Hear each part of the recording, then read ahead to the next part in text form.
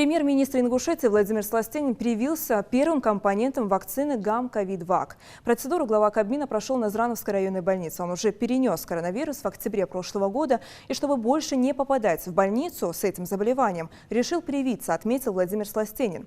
Премьер-министр проходил в прошлом месяце медосмотр, также сдал тест на антитела к коронавирусу, результаты которого показали снижение их количества. Не раз уже говорили о том, что единственный путь, который спасет не только нашу республику, но и Россию, весь мир, это вакцинация. Мы это проходили.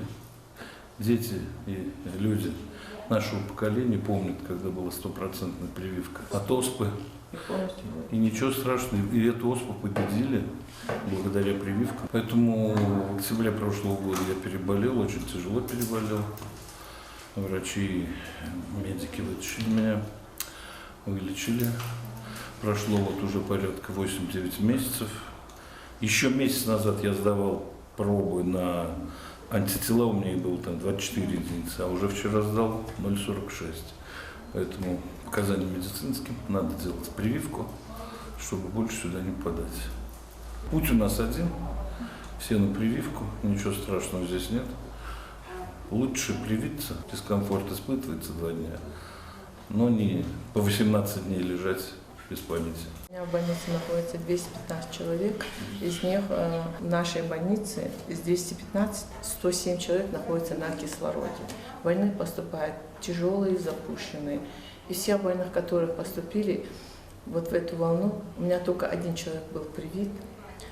Если мы не будем вырабатывать этот коллективный иммунитет, если в республике у нас не будет вот такой критической массы привитых людей, которая сможет остановить эту болезнь, и в то же время вот эта критическая масса привитых людей, она будет защищать ту часть, которая не привитая у нас остается. Только вот таким вот способом мы можем спастись от этой болезни. Болезнь очень коварная. Она коварна тем, что вот этот вирус, он мутирует, меняет свое лицо, и человеческий организм при попадании в организм этого вируса, он не может распознать, потому что он настолько мутирует, и получается вот эту 3-ю волну, даже врачи, они только уже на поздней стадии распознают, что у них вот признаки именно COVID-19. Поэтому убедительная просьба ко всем жителям этой республики отменять вот эти массовые мероприятия.